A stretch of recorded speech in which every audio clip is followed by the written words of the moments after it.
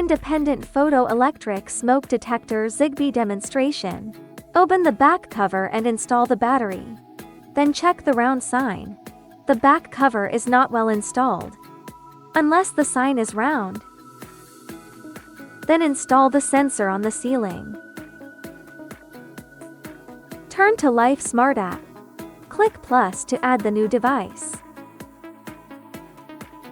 Choose the right sensor and smart station. Press the signal button until it shines green. Then click Start Pairing. And wait for the device to finish pairing. After pairing, choose a room. Then you can check the sensor status. When smoke comes, it will shine red and alarm. Enjoy your smart life with LifeSmart.